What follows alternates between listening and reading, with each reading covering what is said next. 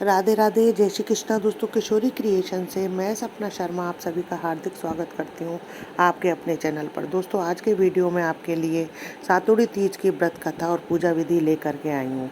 भादव मास की कृष्ण पक्ष की तृतीया तिथि को सातोड़ी तीज का व्रत किया जाता है।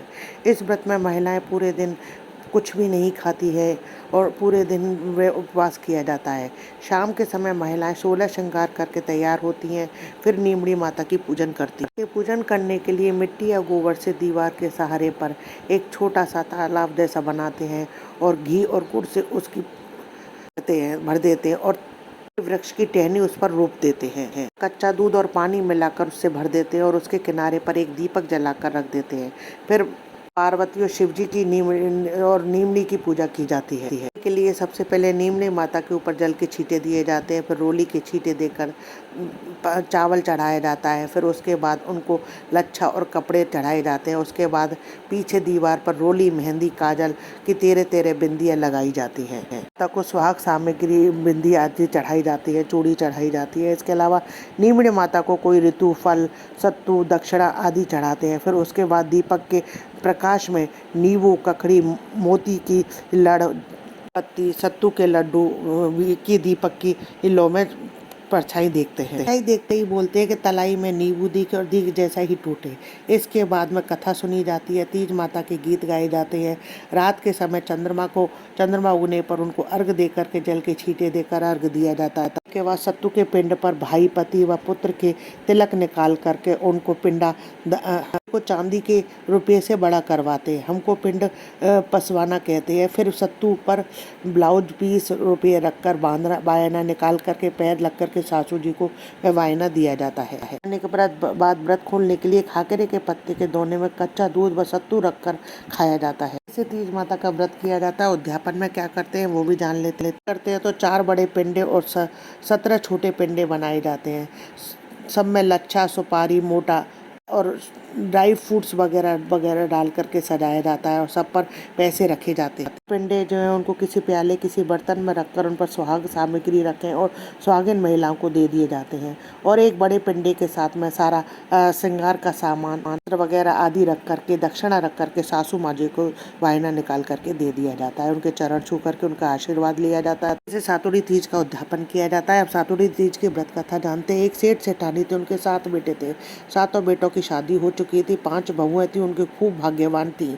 पर 7वीं बहू के पियर नहीं था। हर साल सातोड़ी तीज आती तो 6 बहुओं के पियर से व्रत के लिए सत्तू, फल और सामान, सुहाग सामग्री, कपड़े इत्यादि चीजें आती थी। बहू के पियर से कुछ ना कुछ आता था, लेकिन 7वीं बहू के पियर नहीं था, उसके पियर से कुछ भी नहीं आता था, क्योंकि सातोड़ी तीज में पियर से ही चीजें आती हैं। वे बहुत दुखी हो जाती। एक बार वे अपने पति से बोली कि इस बार सातोड़ी तीज पर मुझको भी सत्तू कल्पना है, आप मुझे भी कहीं से भी सत्तू ला कर दो। पति बेचारा जो है सोच में पड़ गया कि इसको सत्तू कहाँ से ला कर दूँ। उसका पति एक सेठ के यहाँ मुनीम का कार्य करता था, तो उस मुनीम के सेठ के भंडार की चाबी, दुकान की चाबियाँ जो उसी के पास रहती थी। सोचता है कहाँ से लाऊं, तो वह सेठ जी की दुकान से सामान निकाल कर उन्हीं को दे देता है। कुछ ही सातोड़ी तीज का व्रत कर सके, और यही सोचकर वह आधी रात को सेठ जी की दुकान पर पहुंच जाता है। दुकान के भंडार का ताला खोल करके सत्तू के लिए चना, जौ, चावल, घी, शक्कर निकाल रहा है।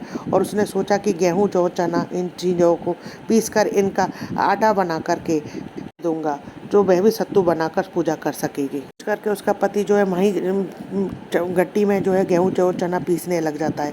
चट्टी की आवाज़ सुन करके ऊपर दुकान के ऊपर उसके पत्नी सेठानी अपने पति से बोली कि नीचे दुकान के भंडार में कोई है, आप जाकर के देखो, वहाँ से आवाज़ें आ रही हैं। तो दिन भर के थके हुए रहते हैं, तो वह अपनी पत्नी से कहते हैं तुम्हारे तो कान बजते हैं, तुम तो चुपचाप सो जाओ। तो ऐसा कह करके सेठ जी ने सेठानी को भी सुला दिया और खुद भी सो गए। पर थोड़ी देर होते ही फिर से गट्टी की आवाज़ आने लगी। देर बाद जब फिर आवाज़ आती है तो सेठानी फिर सेठ जी से कहती है। तो वे दोनों जने नीचे आकर दुकान में जा कर के देखते हैं, तो वहाँ पर उनका मुनीम गट्टी पीस रहा होता है। तो वह उससे पूछते हैं कि तुम इतनी आधी रात को यहाँ पर गेहूँ क्यों पीस रहे हो। जाता है तो वह कहते सारी बात बता देता है कि मेरी पत्नी का मायका नहीं है और वह सातुड़ी तीज पर सत्तू पिसवाना चाहती है, तो उसे मुझसे सत्तू मांगा तो मैं कहाँ से ला कर देता, इसलिए मैंने आपके यहाँ से सत्तू का सामान निकाला है। सुनते हैं तो उसे कहते हैं कि तू घर जा, कल तेरे घर पर सत्तू पहुँच जाएगा। दूसरे दिन सेठ जी सेठानी जी को साथ लेकर के उस मुनीम के घर जाते हैं और उसकी पत्नी को अलग अलग तरह के सत्तू, गेहूँ, जौ, चने, चावल के दे देते हैं। पूजन सामग्री, सामग्री और कपड़े सब देते हैं और उसे कहते हैं कि आज से तू हमारी बेटी है, तुझे कभी भी पियर की याद आए तो तू हमसे कहना। और यह सब पाकर वह बहुत खूब खुश होती है। जेठानियाँ देखती हैं तो उनके भी आंखें फटी की फटी रह जाती हैं और वो सोचती हैं कि इसके तो हम सबसे अच्छा सत्तू आया है। वह बहुत खुशी खुशी सातुड़ी तीज की पूजा करती है, सत्तू का भोग लगा माता जैसे उस बहू को पियर वासा देकर के उसको सब कुछ दिया, तो ऐसे हम सबको देना। कथा अधूरी हो तो पूरी करना, पूरी हो तो मान करना। दोस्तों यदि वीडियो अच्छा लगे तो लाइक शेयर करें, चैनल को सब्सक्राइब करें, पास में बेल आइकन को दबाएं ताकि आने वाले हर नई वीडियो का नोटिफिकेशन आपको मिल जाए। राधे राधे।